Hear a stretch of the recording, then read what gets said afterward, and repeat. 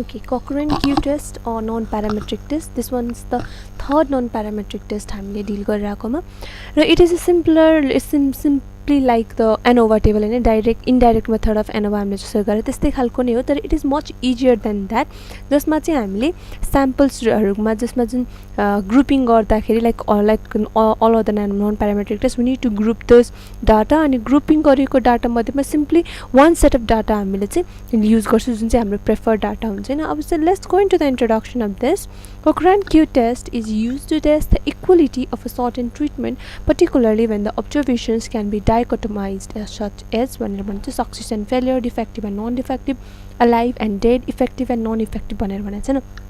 यसले चाहिँ के भन्न खोजेको भन्दा हाम्रो कुनै पनि डाटा कुनै पनि रिडिङ्स लिन्छौ भने देखिमा हैन, लाइक फर एक्जाम्पल एउटा पर्टिकुलर गेम पर्सनले खेल्यो भनेदेखि उसले त्यसमा कि त सक्सेस हुन सक्छ कि त फेलियर हुन सक्छ भनेदेखि हामीले उसको सक्सेसहरुलाई मात्र एउटा प्यारामिटर लिएर सक्सेसहरुलाई मात्र एडप्ट गरेर एनालाइज गरेर चाहिँ यो उसको success are actually equal to none failure भन्ने छ कि छैन भन्ने कुराहरु चेक गर्नको लागि चाहिँ यस्तो टेस्टहरु युज गर्छौं. जुन टेस्टहरुलाई चाहिँ हामीले बाइनरी डिजिट जस्तै 1 0 लाइक पोजिटिभ नेगेटिभ भ्यालु जसरी असाइन गर्न सक्छौं.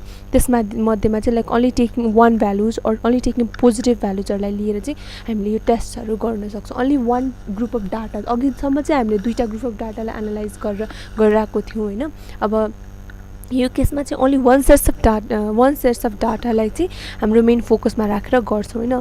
अब हेरौँ यसको क्वेशन कस्तो हुन्छ. बट बिफोर देन दैट हाम्रो यसको लागि चाहिँ हामीले एउटा पर्टिकुलर फर्मुला याद गर्नुपर्ने हुन्छ जुन चाहिँ दिएको हुन्छ q = k times k - 1 summation I = 1 to k ri minus r bar whole square upon k times summation of j to 1 and cj minus summation of j to 1 and to n cj square. अनि यो formula is the major formula, तर यो भन्दा पनि अझ simplified formula अर्को पनि छ. बट अब यसमा यो टर्मिनोलोजिजहरुको मिनिङ के हो त बुझ्दाखेरि के भनेको चाहिँ नम्बर अफ रोज भयो. कुनै पनि हामीले डाटा दिइराको हुन्छ भने त्यो डाटालाई हामीले रो र कलममा अरेन्ज गरिराको हुन्छ र के भनेको नम्बर अफ रोज कतिवटा बिट्विन कतिवटा स्याम्पल्स हामीले एनालाइज गरिराको छौं त्योलाई भयो. अथवा we can also say it degree of freedom है.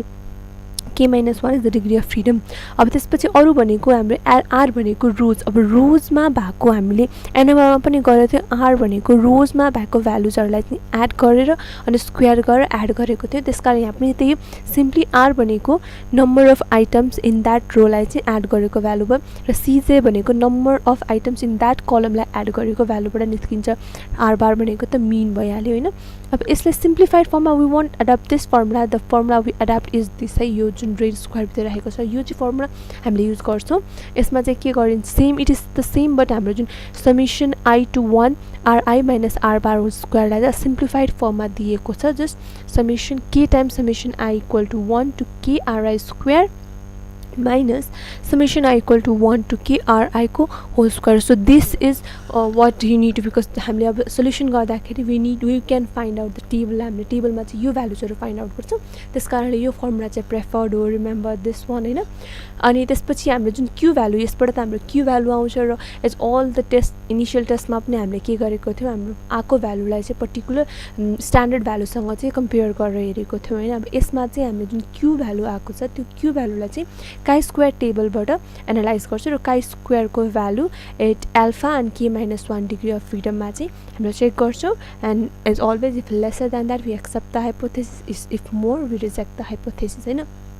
अब सिम्प्लिफाइड फर्म अब एउटा यसको यदि हामीलाई सल्भ गर्नु छ भनेदेखि फर एक्जाम्पल यसरी हामीलाई क्वेशन दिइरहेको हुन्छ, डिफ्रेन्ट टेस्टहरु दिइरहेको हुन्छ T1 देखि Tk सम्म र त्यसको क्यान्डिडेट्सहरु अन डिफ्रेन्ट क्यान्डिडेट्सहरु दिइरहेको छ 1 देखि n सम्म र तिनीहरुको पर्सेन्टेज अफ पास एन्ड फेल्सहरु दिइरहेको छ. र पास र फेलहरु दिँदाखेरि हामीले रोमा के गर्छौं त ri दिएको छ.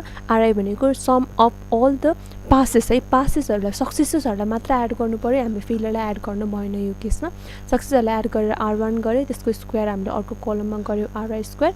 त्यस्तै गरी r2 r3 rk सम्म हाम्रो सबै भ्यालुहरु आए र same in the same way कलममा पनि हामीले पासेसको नम्बर मात्र अभोइडिङ एफहरुलाई चाहिँ सिम्पली p हरुलाई चाहिँ हामीले एड गरेर c1 बनाउँछ, c2 बनाउँछ, cj बनाउँछ, cn बनाउँछ इन एभ्री कलम. अनि त्यसको स्क्वायर गरेर cj स्क्वायर को अर्को कलम अर्को रो बनाउँछौं. And finally we get the total sum of cj square, and in the same we get the total sum of RI and CJ हैन अनि त्यसपछि RI स्क्वायरको पनि हामी टोटल समाउँछौँ so this is whenever we are given a Cochran Q test the first you have to do is formulate this table and find out the sum of rows अनि sum of the columns जसमा चाहिँ हामीले खाली एउटा मात्र particular ग्रुपको डाटाजहरुलाई चाहिँ add गरेर स्क्वायर गर्छौं है अब त्यसपछि एउटा एक्जाम्पल के थ्रु जाम